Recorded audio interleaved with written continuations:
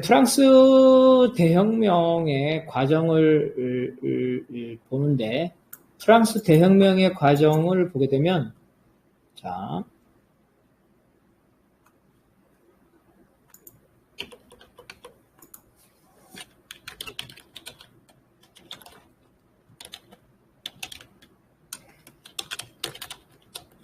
프랑스 대혁명의 권력 주체와, 자, 맨 처음엔 뭐가 이쪽에서 왕정이죠, 왕정, 그죠? 왕정이잖아. 그죠? 왕정인데, 여기서 이제 민중봉기가 일어났지. 그러니까 어때? 민중봉기가 일어나니까, 뭐, 왕을 죽이자, 살리자, 뭐 하자 그랬죠? 그래서 민중봉기 후에는 처음에는 어때? 이제 왕을 죽이는 건 그러니까, 입헌군주제. 입헌군주제파가 다수파가 됐어. 그래도 어떻게 왕을 죽이냐, 이렇게 했거든요. 그런데 어때? 왕이 오스트리아와 결탁해서 나라를 팔아먹었죠. 오스트리아 군대를 끌어들여가지고 혁명을 봉기하려 해서 결탁. 도망가다 잡혔어. 그러니까 저런 왕은 살려둘 왕을 죽여버리자. 그래서 왕을 죽이고 왕은 이제 필요 없어. 공화국을 만들자. 근데 공화국 온건파가 다수파가 됐어요. 공화국 온건파가 다수가 돼서 다시 말해서 부자들이죠. 부자 정치를 하니까 민중들이 계속 항의를 했죠. 민중들이 항의. 그래서 전국의 혼란. 이렇게 되니까 이제는 강경공화파,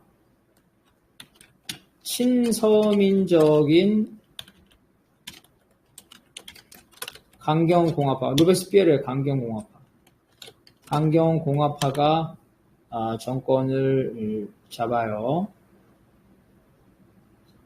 그래서 이 퓨양파가 입헌군주, 지롱드가 온건공화, 산악파가 강경공화파야.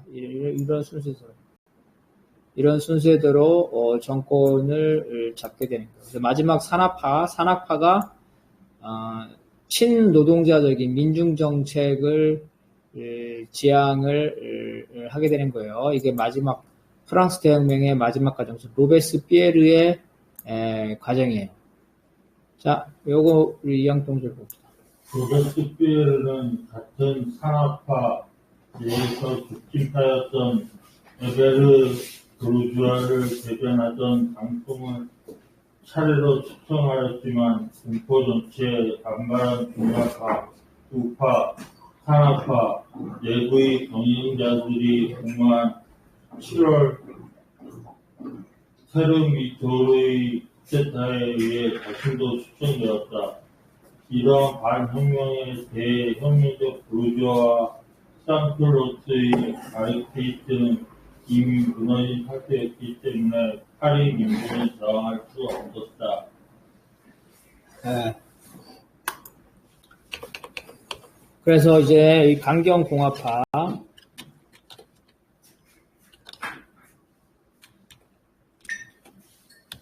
인 산악파에는 세 개의 그룹이, 세 개의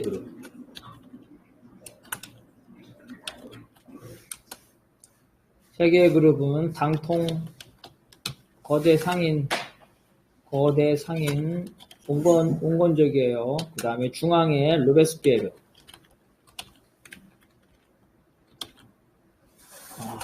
이거는 로베스피에르. 아주 쉽게 말하면 사회민주주의, 복지국가, 이런 거. 그 다음에 에베르파. 얘는 봉기주의, 민중국가. 강경공화파 안에서도 이렇게 세 그룹이 있었다는 거예요. 중앙파가 로베스피에르 권력을 잡았어요. 로베스피에르. 그러니까 로베스피에르는 괴로운 거야. 가운데 권력을 잡았는데 당통인 거대 상인 온건파는 로베스피에르 보고, 야, 니네 왜 자꾸 맨날 사람을 죽여? 맨날 단두대에다가 왜 사람 죽이는 거야? 이제 사람 좀 그만 죽이고, 이렇게 경제가 나쁜데 왜 세금도 많이 때리고 부자들 재산을 왜 압류를 해? 이렇게 항의를 하는 거예요, 로베스피에르한테. 반대로 좌파인 에베르파는 야 너는 왜 저기 부르주아하고 아직도 타협해? 남아있는 부르주아들을 다 죽여야지. 그 부르주아들이 반대하면은 봉기를 일으켜가지고 봉기를 통해서 그들을 다 처벌해야지. 이렇게 해서 서로 좌우에서 로베스피에르가 공격을 받는 거예요. 그런데 이 당통이들 세력이 크고 이 봉기파, 과격파는 세력이 작죠. 그래서 이 로베스피에르가 자기 권력을 유지를 하기 위해서 물론 이제 질서를 유지하겠지만 소수파 민중파인 에베르를 숙청하고 그 다음에 온건파인 당통을 숙청해서 로베스피에르만 남게 돼요. 로베스피에르만 나오면서 고립되겠죠 이제 계속해서. 그래서 로베스피에르가 소수가 돼서 로베스피에르는 별명이 단두대야. 쟤는 맨날 사람을 죽여. 그래가지고 이 로베스피에르의 공포 정치에 두려워한 의회의 의원들이 힘을 합해서 로베스피에르를 숙청시켜버려요. 그래서 로베스피에르가 밤에 한밤중에 잡혀가가지고 새벽에 재판도 없이 이 처형을 당하는 거예요. 왜 이런 일이 생각하면 그 당시에 파리의 국회에 파리의 국회인데 국회에서는 파리의 국회 구성 재원의 국회 구성이죠. 제 국회 구성에서는 어떻냐면 50%가 무당파야, 중도파. 네.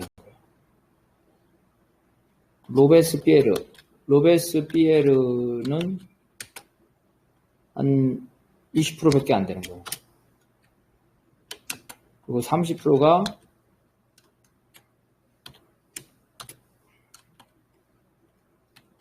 온건공화파.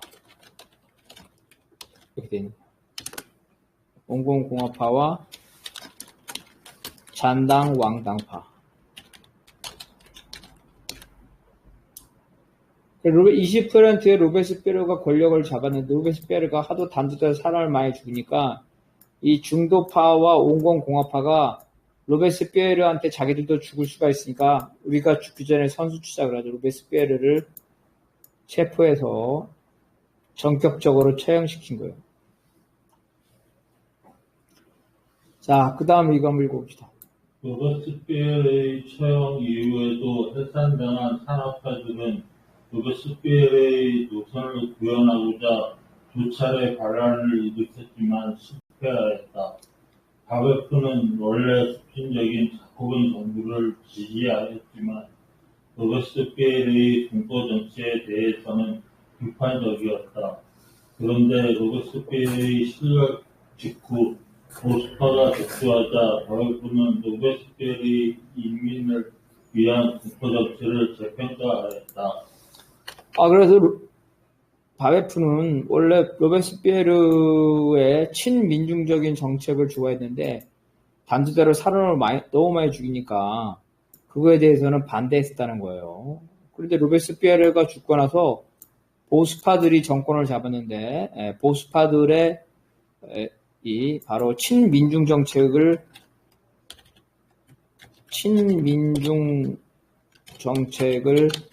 폐기합니다. 그러니까 바베프가 로베스피에르가 훌륭한 사람이었구나. 그리고 이러한 보수파들을 진압하기 위해서는 필요하면은 무력을 행사해야 되거든요. 즉 로베스피에르가 단두대를 하면서 그런 무장을 동원한 게 어쩔 수 없는 거였네. 즉 무장 봉기를 해야 되네. 이렇게 생각을 하게 된다는 거예요. 자, 왜 그런지를 한번 봅시다. 자, 여기 한번 읽어봅시다. 로베스피에르를 처형한 후 반동 정부가 가격 통제를 폐지하자 부르주아 귀족들이 식량 가격을 올려 식량난이 심화되었다. 식량을 구하기 위해 여성들은 매춘에 나섰으며 기아자가 속출하고 식량 폭동이 광발하였다. 하지만 반동 정부는 오히려 백색테러를 주장하고 저항하는 민중들의 투표권을 다시 제한하였다. 바베프는 로베스피에르의 후계자임을 자처하고 로베스피에르의 평등주의에 입각한 1793년의 헌법을 시행하고자 하였다. 이를 위해 바베프 부오나르티가 신자 토벤파의 반란에 결합하였다. 로베스피에르가 죽고 나서 로베스피에르의 친민주정책을 폐기해서 반동화되기 때문에 바베프가 거기에 대해서 항의했다는 거죠. 그래서 여기서 중요한 게 물가상한제를 했죠. 근데 이거를 폐기한 거야. 바로 여기 이게 어느 시대라 그랬어? 장발장 시대라 그랬죠? 자, 장발장이 이 물가상한제가 폐기됐죠. 물가상한제가 폐기돼서 빵값이 올라. 빵값이 상승해서 살 수가 없어. 그죠? 빵을 살 수가 없어. 너무 비싸. 그죠? 그러니까 어때? 절도를 한 거야. 절도를 하니까 이런 절도가 빈발하죠. 민중들이 빵을 못 사니까 굶어 죽지 않게 해서 절도를 자주 하겠지. 절도를 빈발하니까. 이거를 어때? 사법부가 어때요? 그죠? 엄벌에 처하겠죠? 그래서 장발장이 빵 한 조각 훔쳤다고 이렇게 엄벌에 처한 거. 바로 그 시기가 이런 프랑스 대혁명의 실패한 직후, 그죠? 무너진 직후, 바로 보수파가 이러한 반동 정책을 했을 때, 그때가 바로 이 장발장이 빵을 훔쳐서 몇 년 살았다는 거야? 7년 살았다는 거야? 살았다는 거죠? 그 시대가 바로 이 시대예요. 거기에 대해서 바로 바베프가 반란을 일으켰다는 거죠. 그 반란은 당연히 실패를 하게 됩니다. 반란의 방식은 소수의 비밀 결사 조직이 중심이 돼서 야 내일 개천절이래. 개천절 행사를 시청에서 하니까 사람들이 많이 모르겠지?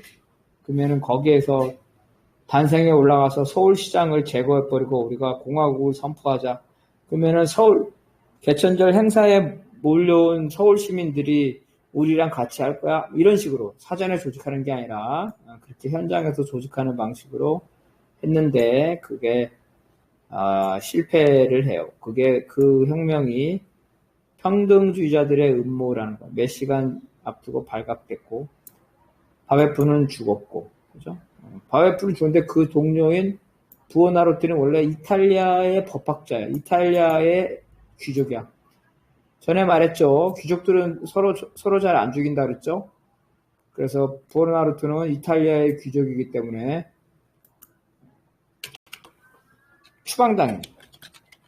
추방당해서 아까 말했죠. 1837년까지 산다 그랬죠. 자, 그러니까 몇 년을 활동한 거야, 이 사람은. 1789년 프랑스 대혁명 때 프랑스로 왔거든요. 1789년에 부오나르토는 프랑스 혁명에 결합했단 말이에요. 이때 프랑스로 왔으니까 90년이라고 친다면 30년. 거의 50년을 활동했네. 청년부터 와가지고 늙어서 죽을 때까지. 와. 그래서 이 바베프와 부아노르트가 살아남아서 프랑스 파리에 1837년까지 활동했다는 거예요.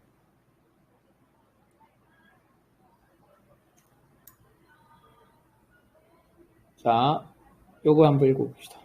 부오나르티는 바베프와 마찬가지로 로베스피에르를 일수에서 더 나아가 선구적인 사회주의자로 인식하였다.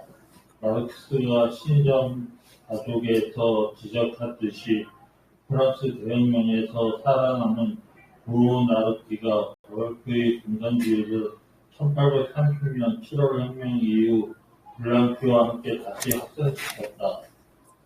네. 그래서 이런 바베프가 바로 이제 연결시켰다는 거죠. 그래서 바베프의 이른바 평등을 위한 음모. 그래서 바베프가 1828년, 1830년 때 프랑스 파리에서 프랑스 대혁명 시기에 바베프의 혁명 활동과 혁명 사상을 책으로 알려서 파급했다는 거예요. 그래서 추방자 동맹, 의인 동맹, 공산주의자 동맹에 영향을 미쳤다는 거죠. 이 사람은 또 영국 차티스트 운동에도 영향을 미쳤어요. 그래서 바베프 사상이 바로 공산주의자 동맹에 미쳤다. 아까 말한 대로 추방자 동맹, 계절협회, 의인 동맹. 이 계절협회는 뭐냐면 블랑키주의자들의 혁명 조직이에요. 계절협회. 그래서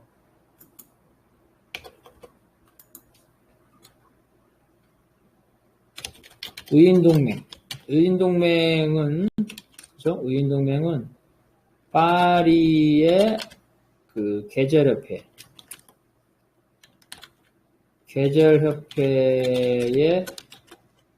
독일 망명자 지부죠. 그래서 의인동맹은 파리의 계절협회의 독일 망명자 지부로서 파리 프랑스 혁명도 관여했을 뿐만 아니라 독일 혁명도 관여했다는 거예요.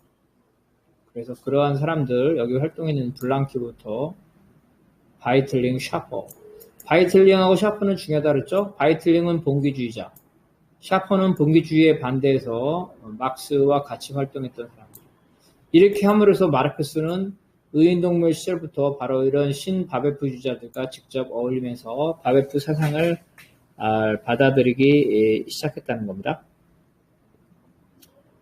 자, 두 번째로 보게 되면은, 두 번째에서는 아까는 이제 이런 봉기 사상인데, 인민공화국과 부르주아 기구의 해체라는 것, 이러한 것들을, 자, 보겠어요. 자, 요거 한번 읽어봅시다. 로크에 따르면 국가는 재산권 분쟁을 해결할 수 있는 중재적 권력을 창출하기 위해 재산 소유자들이 맺은 사회계약의 결과물이다. 따라서 로크의 공화국은 부르주아 공화국이다. 반면 루소의 사회계약은 아직 사유재산권의 개념이 생기기 전의 자연 상태에서 모든 인민들의 합의이다. 네. 이게 국가의 개념인데, 국가가 대체 왜 생긴 거야? 이렇게. 재산권 보호 때문에 생겼대, 로크가. 그죠? 재산권 보호. 그럼 재산이 없는 사람은 어때? 재산이 없는 사람은 계약 당사자가 아니죠? 네.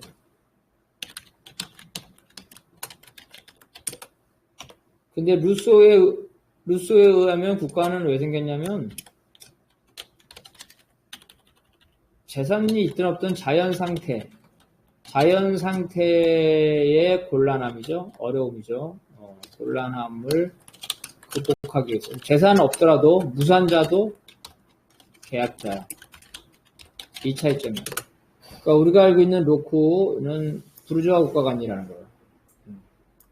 그래서 루소에 따르면 자연 상태의 곤란함을 극복하기 위해서 무산자도 계약자고 비로소 국가가 생기고 나서 재산이 생겼다는 거예요.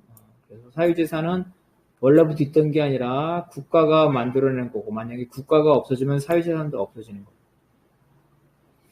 그래서 루소의 이제 인민주권, 왜 로크는 국민주권이라고 하는데 로크는 우리가 보통 국민주권이라고 하는데 루소는 인민주권이라고 했어요. 로크의 국민주권은 재산이 있는 사람, 부르주아 주권. 루소의 인민주권은 재산이 없는 사람도 주권자라는 거. 이게 차이점이라는 거예요. 그래서 1793년 로베스피에르는 재산이 없는 사람에게도 투표권을 주는, 그죠? 재산이 없는 사람도 투표권을 주는 루소, 즉 국민, 부르주아 국민 중심이 아니라 재산이 없는 인민 중심, 즉 인민공화국을 했다는 거. 이런 인민공화국이 로베스피에르와 마르크스에게 계승되었다는 거. 그래서 이 국민과 인민의 차이점을 보통 국민은 재산이 있는 사람, 세금도 내는 사람, 인민은 재산이 없는 사람, 세금도 안 내는 사람 이렇게 되는 거예요. 그래서 이런 차이점이 있다는 거고. 그래서 루소나 마르크스나 모두 재산에 상관없이 모든 선거권을 인정하죠. 이런 면에서 루소의 인민주권에 동조를 했다는 겁니다. 자, 요거 한번 읽어봅시다. 상킬로트의 도움으로 국민공화국을 장악한 로베스피에르는 봉건적 공납을 무상으로 폐지하고 성인 남자의 보통선거와 선거인에 의한 의원 소환, 생존권과 노동권 및 공직권의 보장 등을 담은 자코벤 헌법을 1793년 제정하였다. 이 쌍킬레트는 뭐냐면 쌍이 없다는 뜻이에요. 킬레트는 반바지예요. 그래서 반바지를 안 입은 사람, 민중이라는 뜻이에요. 민중. 그죠? 귀족용 반바지를 안 입은 사람들. 민중. 이 민중들의 도움으로 권력을 잡았죠. 그러니까 친민중적인 이러한 정책을 했다는 겁니다. 친민중적인 노동자를 위한 정책, 인민들의 봉기를 보장했죠. 이러한 것들. 그런데 시행되지는 못했어요. 그죠? 너무나 반발이 많아가지고 몇 년 후에 시행하자고 유예를 했는데 그 사이에 반혁명으로 보수파가 집권하면서 시행이 안 됐다. 그 내용 중에 또 하나는 이제 재산을 반혁명자들의 재산을 몰수해서 가난한 사람에게 나눠주는 거. 친일파 재산을 몰수해서 가난한 사람들에게 나눠주는 그러한 법도 만들어 역시 시행되지 못했다는 거죠. 반면 최고가격제는 아까 말했죠. 시행됐다는 거죠. 이러한 부분이 시행됐어요. 그래서 생필품 가격이 인하됐죠. 당연히 귀족이나 자본가들이 반대를 했을 거예요. 그리고 이 루소의 인민주권은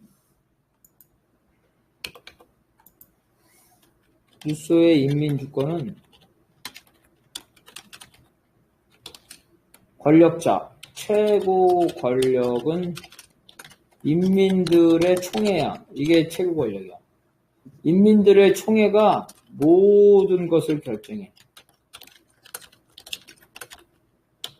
모든 것이라는 건 뭐야? 행정, 입법, 사법 모두를 다 결정한다는 거야. 즉 행정부, 입법부 따로따로 쪼개는 게 아니라 모두를 통합해. 주권의 분할에 반대하는 거예요. 총회가 모든 걸 다 결정하기 때문에. 그래서 프랑스 대혁명도 그렇고 파리kom도 그렇고 총회가 다 모든 걸 결정했죠. 총회, 국회, 의회가 모든 걸 결정해. 의회 정부. 재판부도 다 의회에서 선출합니다. 그 다음에 소환권, 직접민주주의 소환권 다 이렇게 이런 것들이 어디다 이미 마르크스가 활동한 공산주의자 동맹에서 다 나왔다는 우리 지난번에 했죠. 레닌도 역시 똑같은 것들을 주장을 했어요. 또 로베스피에르나 마르크스는 투표권만 준다고 민주주의가 되나? 아니죠. 투표권 주더라도 노동자들이 자본가 찍잖아. 세뇌당해가지고. 그리고 돈이 없으니까 돈 받고 찍어주잖아. 그래서 경제적 편등과 요즘 말하면 언론기관, 공무원 이런 부르주아 권력기관을 해체하려고 했다는 거예요. 그래서 말했죠. 부르주아 상비군, 귀족들의 군대, 부르주아의 군대를 없애고 인민의 군대. 그죠? 모든 사람이 돈이 있거나 없거나 모든 사람이 군대에 가고 군대에 가면 그 사람한테 월급을 주죠. 월급을 주죠. 군대에서 귀족들 장교를 다 제거하고 인민의 군대 사병 중에서 장교를 육성을 시켜요. 그래서 귀족 군대를 다 해체시킨다. 그래서 귀족 군대를 해체시키고 군인이 필요하죠. 그래서 무산자들, 쌍클레트들을 쉽게 말하면 도시의 실업자들, 노동자들 이런 사람들을 군대로 보내서 무장을 시키고 그 사람들한테 월급도 주죠. 그러니까 서로 상부상조한다. 가난한 도시의 실업자들은 월급도 받고, 그 다음에 민중정부는 귀족들의 군대를 해산시키고 자신의 군대, 민중의 군대를 갖게 되는 거예요. 그래서 이러한 형태가 된 거라는 거죠. 바로 상필루트. 그 다음에 이제 급진적 공화주의를 극복한 공산주의 형태. 사회주의의 첫 번째는 사유재산의 폐기예요. 사유재산의 폐기. 자, 이것만 읽어보죠. 도치는 인간 능력의 차이인 인간의 불평등과 정치, 경제적 불평등인 인간들 사이의 불평등을 구별하고 인간들 사이의 불평등, 즉 사회적 불평등은 관습과 법에 의해 생겨난 것이라고 지적하였다. 간단히 말하면 사람들 사이에 차이가 있죠. 능력이 있죠. 선천적인 능력의 차이와 후천적인 차이, 재산권이죠. 사람은 키가 큰 사람도 있고 작은 사람도 있고 똑똑한 사람도 있고 미련한 사람도 있고, 사람들은 그런 점에서 그 능력에 따라 그런 게 불평등할 수가 있어요. 달리기를 잘하는 사람도 있고 못하는 사람도 있고, 그렇죠? 그런 사람들이 있죠. 그런데 그게 아니라 재산이라는 것, 권력이라는 거는 자연 상태가 생긴 게 아니라 국가가 만들어지고 난 건데, 이러한 후천적인 불평등을 구별했다는 거예요. 이러한 후천적인 불평등, 재산의 불평등, 권력의 불평등은 바로 국가, 법에 의해서 나타났다는 거죠. 바로 이런 국가가 자연 상태의 평등을 파괴하고 경제적 불평등을 강요하는 사유재산을 연구화했다는 거예요. 따라서 이러한 분석은 사유재산권이 원래 있던 것이 아니라 국가에 의해서 강제됐다는 마르크스의 생각이죠. 해겔 법철학 비판에도 그런 얘기고, 중요한 거는 이 목재절도 단속범에 대해서 그런 주장을 해요. 목재절도 단속범,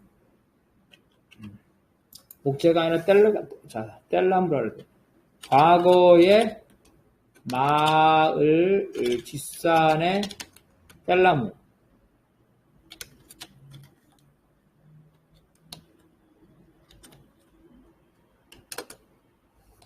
미영동지 옛날 고향에 산에 있었죠? 예. 그 산이 개인사냐 국가사냐? 좋아. 국가산인데 가가지고 나무를 막 임으로 잘라가지고 잘라가지고 밴데 그 걸리면 돼, 안 돼? 안 걸려야죠. 안 걸려야죠, 그죠? 안 걸려야죠. 그래서 근데 옛날에는 어땠어? 옛날에는 이걸 다 공유주라고 그래, 공유주의. 예? 그래서 상간초라고 산을 시찰하는 이 직업이 있었어요. 그래, 맞아요. 이걸 공유주라고 그래. 옛날에 공유주는 마을 사람들이 필요한 만큼 어때요? 그 뗄나무를 갖고 갔죠, 그죠? 뗄나무. 그 대신 이제 자기네 마을 사람 거니까 적절하게 했겠죠. 막 자르면 마을 사람들이 뭐, 야, 그거 나무 다 자르면 다음에 내년에 어떡하려고 좀만 필요한 것만 갖고 가? 공짜로 가져갔단 말이에요. 이 공유주가 어떻게 돼? 사유지가 되죠. 이 공유주를 사유지 아니면 국유지가 되죠. 근데 그 다음에 이제 마음대로 못 갖고 가는 거예요. 심지어 나무를 베는 게 아니라 가난한 사람들이 추우니까 떨어진 나무를 난로에 쓰려고 가져가는데, 이것도 잔인하게 단속해요. 어떻게 단속해? 이 뗄나무는 주로 아이나 여성들이 이 잔가지, 마른 잔가지를 수집을 했는데, 말을 탄, 그죠? 말을 탄 그 산지기, 아까 말한 그거네, 그죠? 산을 지키는 사람, 산지기나 경찰이 곤봉으로, 그죠? 곤봉으로